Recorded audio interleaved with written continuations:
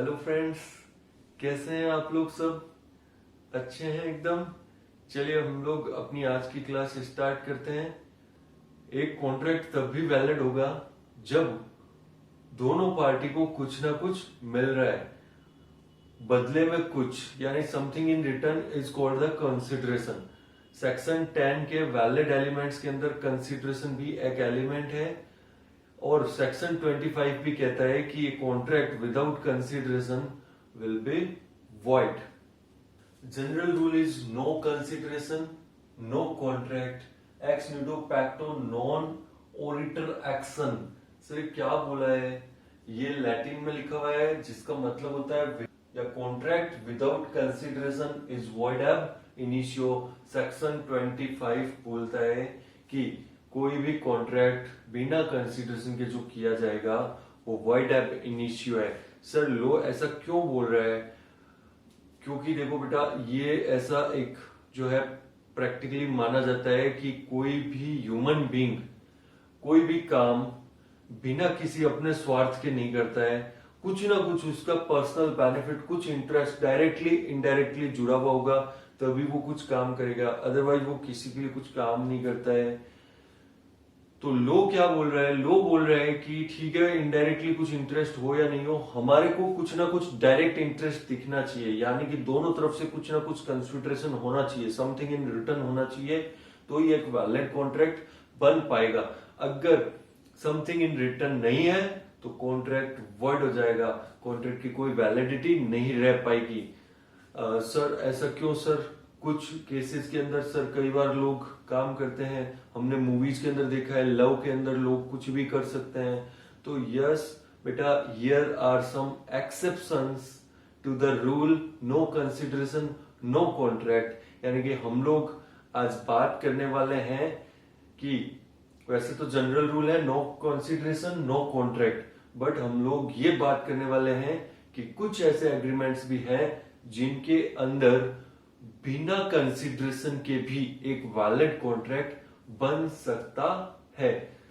Agreement out of natural love and affections are covered under the first exception of the rule no consideration no contract. अगर एक contract आपका love के कारण बना है, natural affection के कारण बना है, तो ऐसा कॉन्ट्रैक्ट विदाउट कंसिडरेशन भी एक वैलिड कॉन्ट्रैक्ट हो सकता है।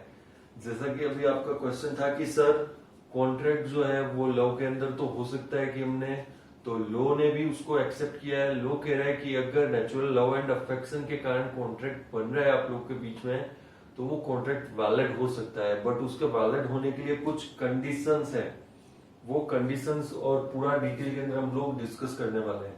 चलो मैं सबसे पहले आपको एक एग्जांपल से समझाता हूं कि एक बार क्या हुआ कि बच्चा था आपके जैसा ही, वो सीए फाउंडेशन की प्रिपरेशन कर रहा था, और फादर ने उसको बोला कि बेटा अगर तू सीए फाउंडेशन में बहुत अच्छे मार्क्स से पास हो गया तो तेरे को मैं एक बाइक दिलाने वाला हूँ, स्पोर्ट्स बाइक दिलाने वाला हूँ। तो बच्चा जो है वो, उसको पता था कि लोग के अंदर ऐसा होता है कि हाँ पापा ने अगर प्रॉमिस किया है तो पापा का इंटेंशन नहीं है, बच्चे का इंटेंशन नहीं है, तो कॉन्ट्रैक्ट कभी भी लागू नहीं हो पाएगा, अप्लाई नहीं हो सकता है।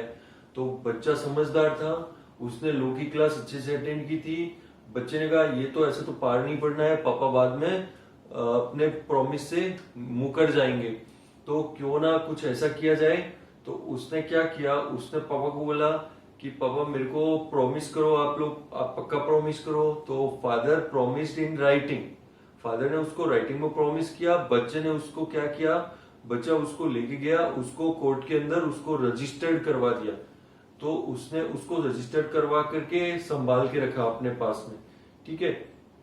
अब जब रिजल्ट आया, अब फादर जो है वो बैठे थे, बच्चा गया, पापा पापा मैं पास हो गया, बहुत अच्छे परसेंटेज आए हैं मेरे सीए फाउंडेशन के अंदर, तो चलो बाइक लेने चलते हैं।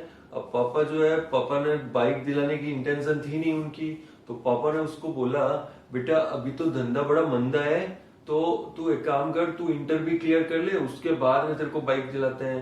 अब बताना, क्वेश्चन ये है कि पापा के और बेटे के बीच में जो कॉन्ट्रैक्ट हुआ था, क्या वो वैलिड कॉन्ट्रैक्ट है?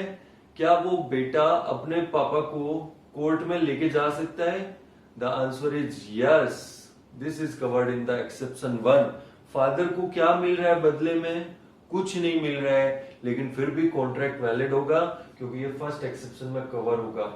अब क्या कंडीशंस पूरा होना जरूरी है वो देखना। लिखा हुआ है कि such contract is valid if the following conditions are satisfied. अगर ये सारे कंडीशन सेटिस्फाइड है तो कॉन्ट्रैक्ट वैलिड रहेगा। फर्स्ट है इट इज इन राइटिंग। क्या उसने राइटिंग में कॉन्ट्रैक्ट किया था? यस, उसने राइटिंग में कर लिया था। It is registered. क्या वो रजिस्टर्ड था? यस, उसने उसको रजिस्टर्ड भी करवा लिया था। It is made on account of love and affection. क्या ये उनका लव एंड अफेक्शन था? बिल्कुल था। फादर ने अपने बच्चे को लव एंड अफेक्शन के कारण ही बाइक का कॉन्ट्रैक्ट किया था। It is between parties standing in the near relation. क्या ये ऐसे लोगों के बीच में कॉन्ट्रैक्ट था जो नियर रिलेशन में है? यस, फादर और बेटा क्या आते हैं? नियर रिलेशन की कैटेगरी में आते हैं। यानी ये चारों कंडीशन सेटिस्फाइड है, it becomes the valid contract. तो ये वैलिड क्यों नहीं बन सकता था? एक तो इसमें ये था कि इंटेंशन नहीं होती है, तो लॉ ने क्या बोला कि आपने जब उसको राइटिंग में किया, रजिस्टर्ड किया, तो इसका मतलब आपने राइटिंग और रजिस्टर्ड जब करवा रहे हो तो मतलब आपकी इंटेंशन दिख रही है कि आप लोग उस कॉन्ट्रैक्ट के लिए कितने सीरियस हो। तो यहाँ पे फादर ये एक्सक्यूज नहीं दे सकते कि उनकी तो कॉन्ट्रैक्ट करने की इंटेंशन नहीं थी। तो कॉन्ट्रैक्ट करने की इंटेंशन थी तभी उन्होंने राइटिंग और रजिस्टर्ड करवा रखा है। तो इंटेंशन वाला पॉइंट तो क्लियर हुआ। उसके बाद में एक और दिक्कत आती है कि फादर ये बोल सकते हैं, ये लॉजिक डाल सकते हैं कि भाई मेरे को बदले में क्या मिल रहा है। तो फिर कोर्ट कह रहा है कि या लॉ कह रहा है कि आपको कुछ मिलने की जरूरत नहीं है। जब आप कोई काम अपने नियर रिलेशन वाले को कुछ देते हो या फिर लव एंड अफेक्शन के कारण कुछ देते हो तो विदाउट कंसिडरेशन भी वैलिड कॉन्ट्रैक्ट हो सकता है। तो यही सारे पॉइंट्स यहाँ पे अप्लाई होंगे और फादर और सन के बीच में जो कॉन्ट्रैक्ट हुआ है it is absolutely a valid contract. तो क्लियर हुआ। तो नेचुरल लव एंड अफेक्शन के कारण कॉन्ट्रैक्ट अपना वैलिड हो सकता है, बट याद रखना दोस्तों कॉन्ट्रैक्ट वैलिड तभी होगा जब ये सारी सिचुएशंस सेटिस्फाई हो। अब एक क्वेश्चन आता है बच्चों के माइंड में कि सर ये नियर रिलेशन मतलब क्या होता है? नियर रिलेशन के अंदर कौन आएगा? तो हस्बैंड वाइफ आएंगे नियर रिलेशन में, मदर फादर आएंगे, ब्रदर सिस्टर आएंगे, और आपके ससुर जी भी आएंगे, नाना नानी आएंगे, दादा दादी आएंगे। क्लियर है? ये सारे लोग जो है नियर रिलेशन के अंदर आते हैं। सर गर्लफ्रेंड भी आएगी क्या नियर रिलेशन में? बेटा गर्लफ्रेंड नियर रिलेशन के अंदर नहीं आती है। गर्लफ्रेंड को आप कुछ भी प्रॉमिस करके बाद में तोड़ोगे, कुछ नहीं कर सकती है। क्लियर है? बॉयफ्रेंड आएगा क्या? नहीं आएगा। ठीक है, तो ये सारे कुछ एक क्लोज रिलेटिव्स हैं वो नियर रिलेशन के अंदर आते हैं। बट इंपॉर्टेंट पॉइंट यहाँ पे ये ध्यान रखने लायक है कि नियर रिलेशन में होने का मतलब लव एंड अफेक्शन है ऐसा कोई जरूरी नहीं है। लव एंड अफेक्शन अलग मैटर है, नियर रिलेशन में होना अलग मैटर है। अब जैसे फादर एंड सन की बात करें तो हमेशा वो जो है नियर रिलेशन में रहेंगे, भले ही उनके बीच में कितनी भी लड़ाई हो जाए, लेकिन बाप बेटा जो उनका रिश्ता है वो वही रहने वाला है। हस्बैंड वाइफ पति पत्नी है, पति पत्नी ही रहेंगे। झगड़ा हो गया, डिवोर्स हो गया तो अलग बात है, अदरवाइज जब तक डिवोर्स नहीं हो वो पति पत्नी है। बट उनके बीच में प्यार है कि नहीं है, ये जो है फैक्ट है, ये सब्जेक्ट मैटर है, पर्टिकुलर केस पे डिपेंड करता है। इसके अंदर सर ये क्या लिखे हुए हैं? ये बेटा दो केस लॉज हो रखे हैं, दो इंपोर्टेंट केस लॉ रखे हैं, और इसको मैं बोलूंगा आपको कि ये जो है ये तो आपका काफी इंपोर्टेंट है।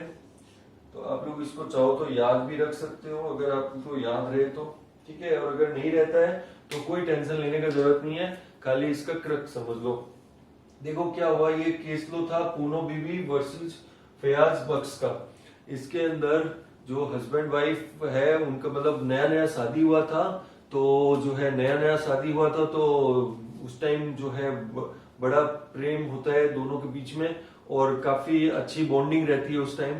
तो उस टाइम पे जो है वाइफ ने हस्बैंड को बोला कि भाई ये आपकी जो सैलरी है क्यों ना वो सैलरी आप मेरे को दे दिया करो। हस्बैंड ने भी ठीक है, हस्बैंड ने सोचा वाइफ मेरी है, सैलरी भी मेरी है, तो ठीक है क्या फर्क पड़ता है। तो हस्बैंड ने रिटर्न में प्रॉमिस कर दिया कि हाँ ठीक है मैं दे दूंगा, और वाइफ होशियार थी, वाइफ ने रिटर्न में प्रॉमिस भी लिया प्लस उसको रजिस्टर्ड भी करवा लिया। और अब उसके बाद में कुछ महीनों तक तो ठीक था, उसके बाद में हस्बैंड ने उसको सैलरी देना बंद कर दिया। वाइफ ने बोला कोर्ट में मैं केस कर दूंगी। हस्बैंड ने कहा ठीक है कर दे, मुझे बदले में क्या मिल रहा है। तो वाइफ ने कोर्ट में केस कर दिया। क्वेश्चन ये है कि क्या ये केस एनफोर्स होगा, वाइफ को पैसे मिलेंगे कि नहीं मिलेंगे। The answer is yes. Court का जजमेंट आया। हस्बैंड का लॉजिक था कि मुझे तो बदले में कुछ मिल नहीं रहा है, लेकिन कोर्ट ने कहा कि आपको कुछ मिलने की जरूरत नहीं है। एग्रीमेंट राइटिंग में है, रजिस्टर्ड है और it is made on account of love and affection.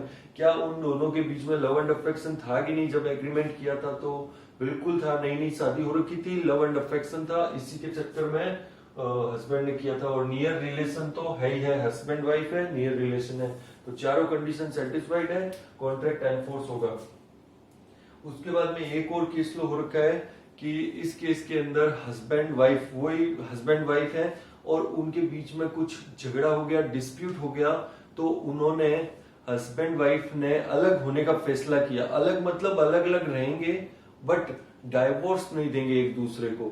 तो हस्बैंड अलग रहेगा, वाइफ अलग रहेगी। हस्बैंड ने प्रॉमिस किया 30,000 पर मंथ है वो मैं पे करता रहूंगा मंथली एज ए चार्ज, ताकि उसका वाइफ का जो है वो उसका मंथली मेंटेनेंस और उसका खर्चा निकल सके। वाइफ ने कहा ठीक है इट्स ओके, और एग्रीमेंट बन गया, राइटिंग के अंदर एग्रीमेंट बन गया, रजिस्टर्ड हो गया, वाइफ अलग रहने लगी। कुछ महीने तक तो सही चला, फिर हस्बैंड ने पैसे देना बंद कर दिया। वाइफ ने कोर्ट में केस किया और केस पता है कौन जीता? हस्बैंड केस जीत गया। क्यों जीता? क्योंकि देखो कोर्ट ने कहा कि it is in writing, yes writing में, इट इज रजिस्टर्ड, रजिस्टर्ड है, it is made on account of love and affection. ये लव एंड अफेक्शन के ऊपर बना है क्या? ठीक है, यहाँ पे डाउट है। It is between parties standing in near relation, near relation है, कोई प्रॉब्लम नहीं है। अब क्वेश्चन ये उठता है कि क्या लव एंड अफेक्शन था? The answer is no, love and affection नहीं था। दोनों में डिस्प्यूट था, क्वेरल्स हो रहे थे, डेली झगड़े हो रहे थे, तभी दोनों लिव अपार्ट की सिचुएशन में थे, अलग अलग रह रहे थे। तो पति पत्नी है नाम के लिए, दुनिया के लिए, बट एक्चुअल के अंदर कोई नियर रिलेशन, सॉरी कोई भी लव एंड अफेक्शन नहीं था। रिलेशन पति पत्नी का था तो नियर है अभी भी, लेकिन लव एंड अफेक्शन नहीं था। इस कारण से जब ये चारों कंडीशन पूरी नहीं है, दैट मीन्स आपका कॉन्ट्रैक्ट वैलिड नहीं हो सकता है। तो यहाँ पे हस्बैंड को चूंकि कोई कंसिडरेशन नहीं मिल रहा था, तो कॉन्ट्रैक्ट यहाँ पे क्या हो गया? वॉइड एब इनिशियो हो गया। तो इसीलिए इंपॉर्टेंट नोट है, nearness of relation by itself does not necessarily import love and affection। अगर खाली नियरनेस है, रिलेशन अगर क्लोज है, तो इसका मतलब ये नहीं मान लेंगे हर केस में कि उनके बीच में प्यार भी होगा। तो प्यार है या नहीं है वो उस सिचुएशन पर डिपेंड करता है।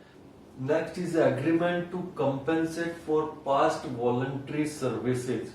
अगर आपने कोई वॉलंटरी सर्विस दी है किसी को, तो बदले में अगर वो सामने वाला आपको प्रॉमिस करता है कंपेंसेट करने का, तो वो कंपेंसेट विदाउट कंसिडरेशन भी एक वैलिड एग्रीमेंट बन सकता है।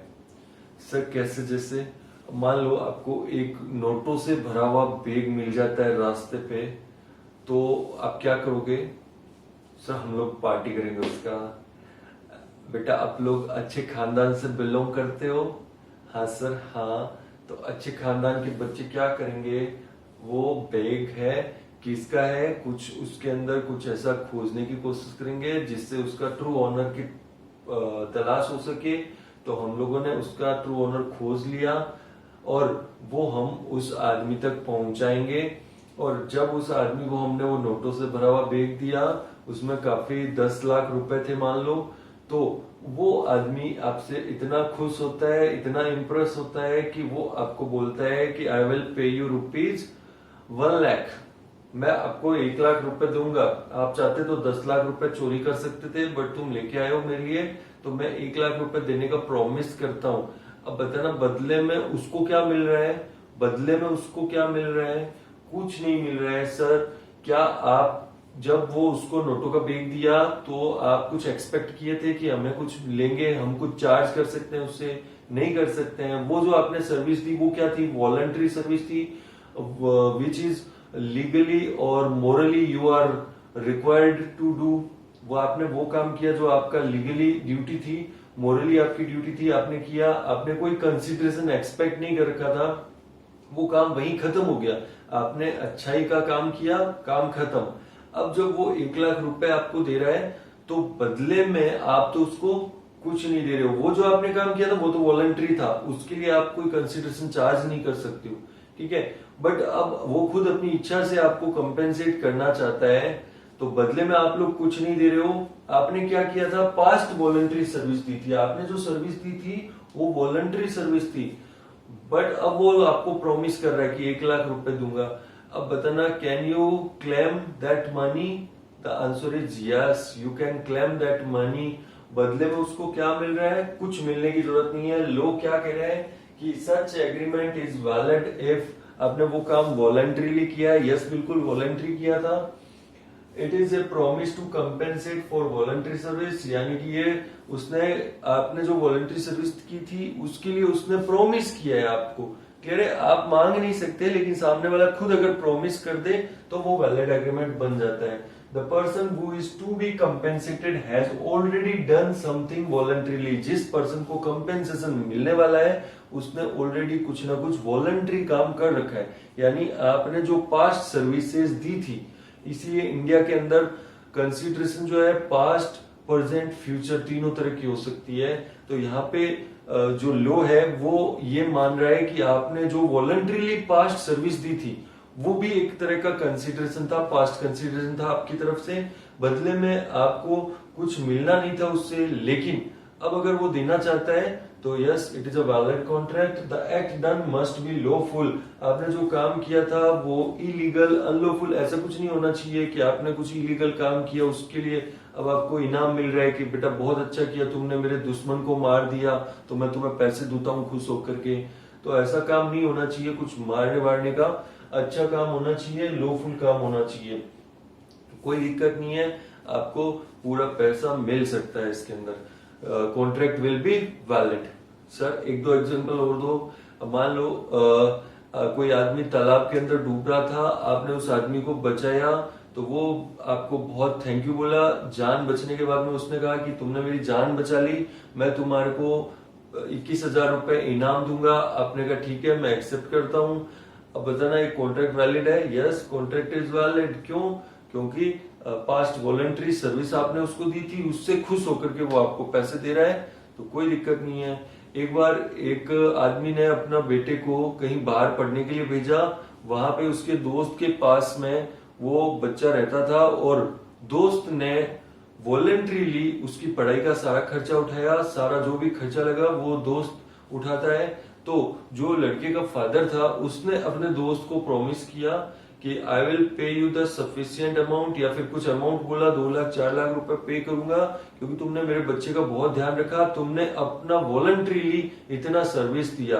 तो ये क्या कॉन्ट्रैक्ट वैलिड है? Yes, contract is valid. वो वॉलंटरीली उसको सर्विस दिया, लेकिन अब उस सर्विस के लिए ये उसको कंसिडरेशन देना चाहता है। बदले में क्या मिल रहा है? बदले में जो पास्ट में उसने वॉलंटरी उसके लिए काम किया था वो इसके लिए कंसिडरेशन बन जाएगा। तो बिना कंसिडरेशन यहाँ पे कॉन्ट्रैक्ट वैलिड हो सकता है सेक्शन 25(2) के according. Promise to pay a time barred debt. Sir ये टाइम बार्ड का मतलब क्या होगा? According to the law of limitation, a debt which is unpaid और unclaimed for a period of 3 years becomes time barred. That means legally not recoverable. यानी कि इसको ऐसे समझेंगे हम लोग, मान लो एक्स ने वाई को गुड्स सेल किए और उसको 3 महीने का क्रेडिट पीरियड अलाउ किया। 3 महीने का क्रेडिट पीरियड 1 जुलाई को खत्म हो गया। अब 1 जुलाई से उसको पैसे कलेक्शन करने का राइट मिल चुका है। तो अब क्वेश्चन ये है कि वो उसके अगेंस्ट लीगल एक्शन कितने टाइम में ले सकता है।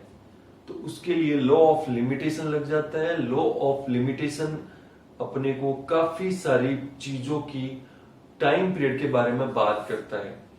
जैसे एक कॉन्ट्रैक्ट आपने किया, तो उस कॉन्ट्रैक्ट के लिए अगर आपको केस फाइल करना है तो टाइम पीरियड कितना है? With in 3 years।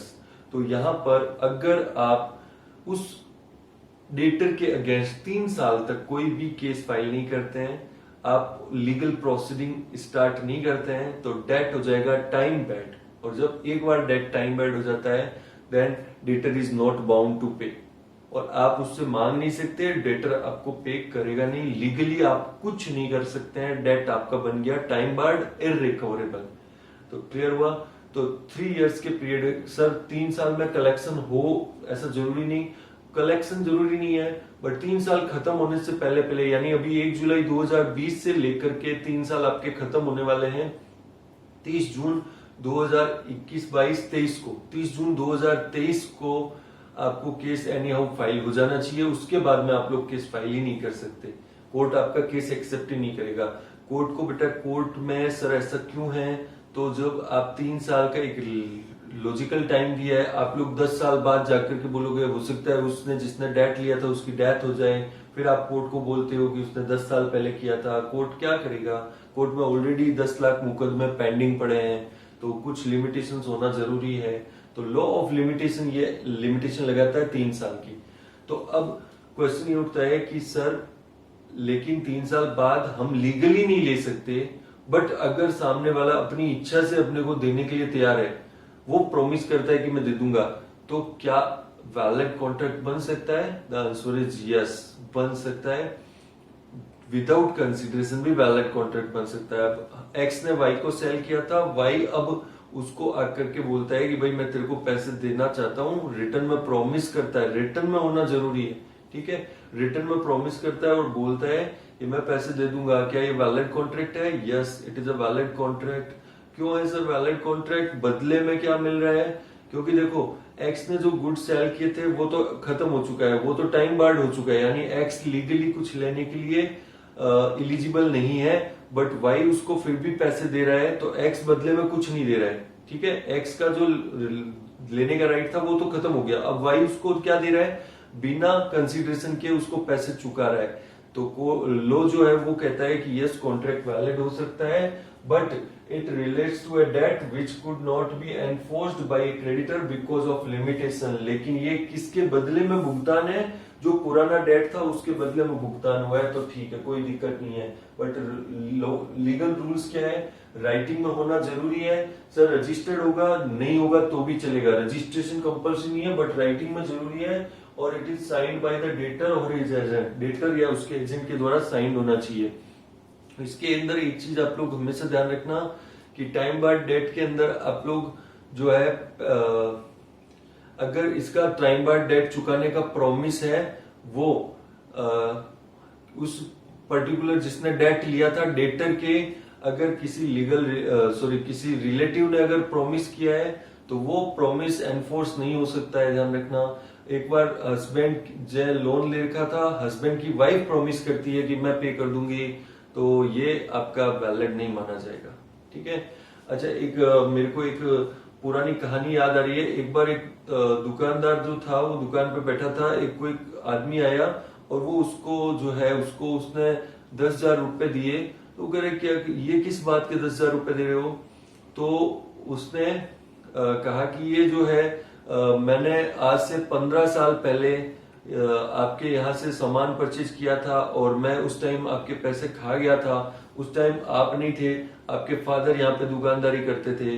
तो बेटा बोलता है कि भाई मेरे को तो पता ही नहीं, फादर है वो अब रहे नहीं दुनिया के अंदर, तो क्या पता आपने सामान खरीदा कि नहीं खरीदा। तो उसने फिर उसको विश्वास दिलाया, उसने उसको कुछ नोट्स दिखाए, कुछ लेटर्स दिखाए जो उसके फादर ने रिकवरी के लिए लिखे थे।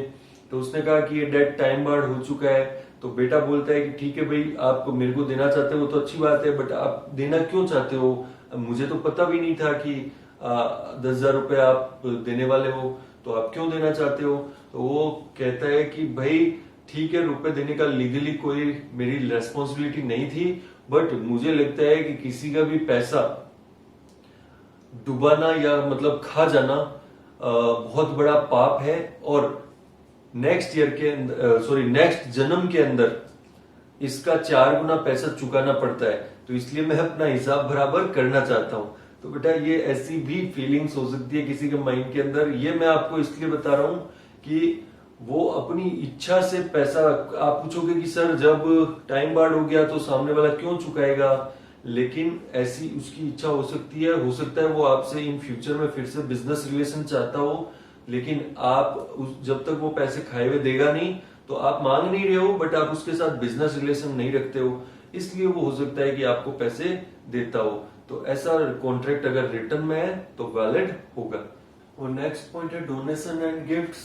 तो वैसे तो दोनों अलग अलग चीजें हैं, डोनेशन और गिफ्ट है, दोनों अलग अलग पॉइंट्स हैं। हम लोग पहले गिफ्ट की बात करते हैं। What is gift? Transfer of property without consideration, sorry transfer of ownership without consideration. तो गिफ्ट के केस के अंदर आप लोग गिफ्ट जो है वो क्यों देते हो? या तो लव के कारण देते हो या फिर सोशल कंपल्सन के कारण देते हो। सोशल कंपल्सन से कैसे? जैसे आपको शादी में जाना है, अपना पड़ोसी की शादी है, पड़ोसी की बेटी की शादी है, तो क्या करते हैं, आपने देखा होगा जो है पहले चेक करते हैं, हमारे बेटे की शादी थी तो वो लोग कितने का लिफाफा लेके आए थे, वो चेक करो, सब लिख के रखा होता है डिटेल। वो उन्होंने अपने को 51 रुपए दिए थे तो अपने भी उनको 51 रुपए देने हैं। लोग इस तरह से सोच के जाते हैं, तो that is social compulsion. Gift आप जो देते हो तो वो आपका विदाउट कंसिडरेशन क्या होता है, वैलिड कॉन्ट्रैक्ट होता है। बट उसके लिए जरूरी क्या है? Contract valid even if no consideration provided it is written and registered, यानी गिफ्ट डीड आपने बनाई है। अभी देखोगे आप लोग हस्बैंड वाइफ या दूसरे इधर उधर प्रॉपर्टीज वगैरह जो होती है लेन देन, उसके अंदर बहुत बार जो बिजनेसमैन है वो अपने फैमिली रिलेटिव्स के नाम पे प्रॉपर्टी गिफ्ट कर देता है, उनके नाम पे दे देता है। तो क्या वो वैलिड कॉन्ट्रैक्ट नहीं होते? बदले में कुछ नहीं मिल रहा है, गिफ्ट दे रहा है उनको। तो जब कंप्लीटेड गिफ्ट है, पूरा गिफ्ट दे रहा है, तो कोई कंसिडरेशन होने का जरूरत नहीं है, बिना कंसिडरेशन के कॉन्ट्रैक्ट वैलिड हो जाएगा। अब बात करते हैं अपने डोनेशन की। तो डोनेशन जो है, अब लोग जो है कई बार जोश जोश में डिक्लेयर कर देते हैं। एक सेठ जी हैं, वो गए और उन्होंने डिक्लेयर कर दिया, पुजारी ने उनको कुछ ऐसा पट्टी पढ़ाया और वो जो है उसमें उस टाइम सब चीजें भूल गए और उन्होंने कहा कि ठीक है, मैं ट्रस्ट को 1 लाख रुपए डोनेट करता हूँ, घोषणा करता हूँ, ऐसी डिक्लेयर कर दिया उन्होंने। उसके बाद में सेठ जी बिजनेस के अंदर आए, बिजनेस में आते ही फिर उनका माइंड बिजनेस जैसे चलने लगा। अब काफी टाइम बाद पुजारी ने उनसे कांटेक्ट किया कि भाई आप जो है वो पैसे देने वाले थे। तो सेठ जी जो है वो बोले कौन से पैसे, क्यों दूं, मुझे बदले में क्या मिलेगा? तो अब तो वो थिंकिंग आ गई, उनका बिजनेस वाला माइंड चलने लग गया। तो सेठ जी ने पैसे देने से मना कर दिया। क्वेश्चन है, क्या कुछ किया जा सकता है यहाँ पे? क्या कुछ कर सकते हैं? The answer is no. ऐसा ही सेम केस हो रखा है अब्दुल अजीज वर्सेस मासूम अली। ठीक है, यहाँ पे अगर आपने डोनेशन की डिक्लेरेशन की है तो वो डोनेशन में सामने से कंसिडरेशन नहीं है, कॉन्ट्रैक्ट वैलिड नहीं हो सकता है। बट यहाँ पे एक और पॉइंट है, Kedarnath versus Gauridatt. So sir फिर हम लोग इसको एक्सेप्शन में क्यों पढ़ रहे हैं? इसको एक्सेप्शन में हम इसलिए पढ़ रहे हैं क्योंकि ये केस लो इसका एक्सेप्शन है। ठीक है, बदले में कुछ नहीं मिले तो भी वैलिड कॉन्ट्रैक्ट हो सकता है। ये वाला जो था नॉट कवर्ड इन एक्सेप्शन, यानी ये कॉन्ट्रैक्ट वैलिड नहीं हुआ। बट सर डोनेशन का कॉन्ट्रैक्ट भी वैलिड हो सकता है, यस हो सकता है। देखना क्या हुआ, यहाँ पे एक आदमी ने ट्रस्ट को बोला कि आप लोग है वो जो दीवारें टूट रही है मंदिर की, वो आप लोग बना लीजिए, सारा खर्चा मैं देने वाला हूँ और 1 लाख रुपए तक का कोई दिक्कत नहीं है। तो 1 लाख रुपए तक का उसने प्रॉमिस किया और उसके बेस पे ट्रस्ट ने कॉन्ट्रैक्टर को कॉन्ट्रैक्ट दे दिया 80,000 रुपए का। 80,000 रुपए का कॉन्ट्रैक्ट दे दिया, उसके बेस पे काम चालू हो गया, काम कंप्लीट हो गया, 80,000 रुपए कॉन्ट्रैक्टर को पे करना है।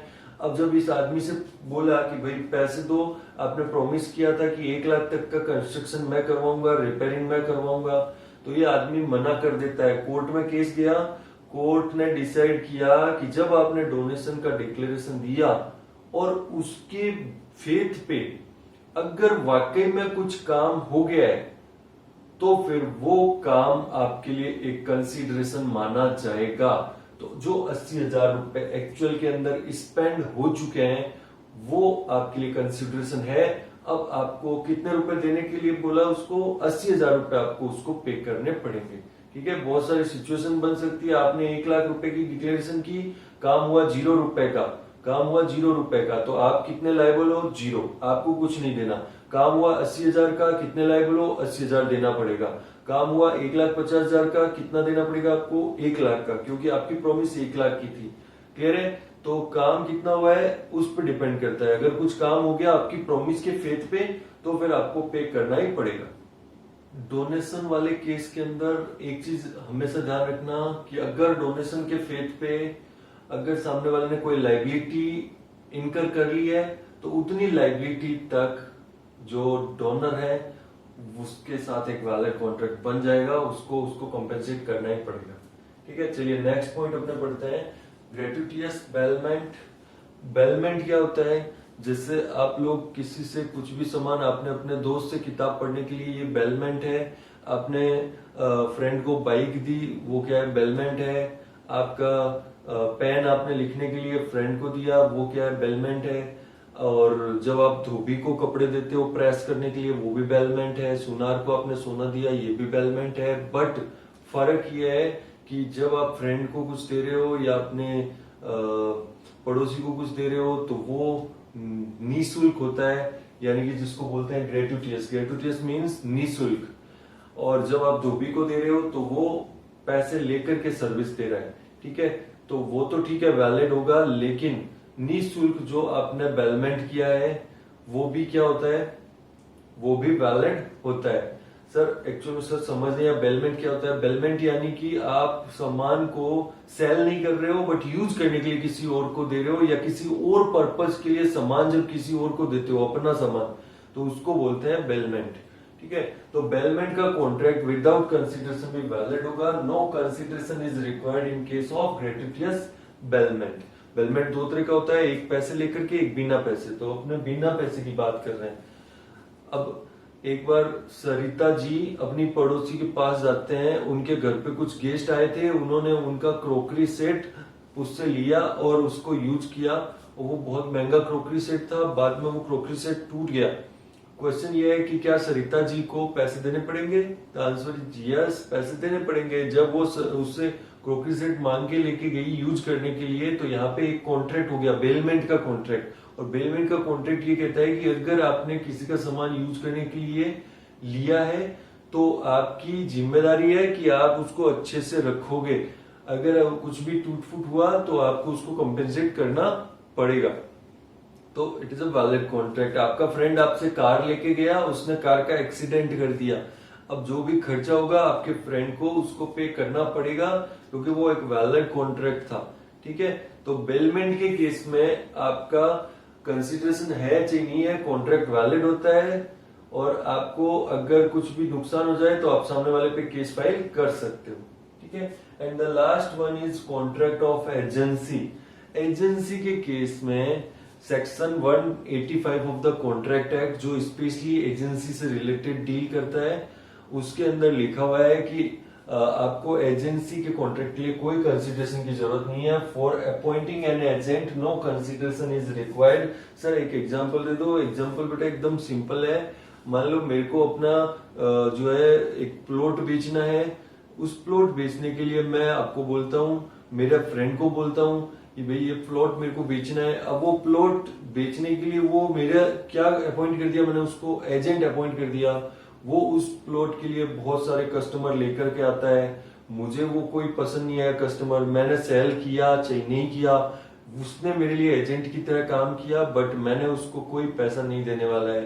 अगर सेल फाइनल हो जाती है, कॉन्ट्रैक्ट हो जाता है, तो अगर मैं उसको पैसे देता हूं तो भी ठीक है, नहीं दिया तो भी ठीक है।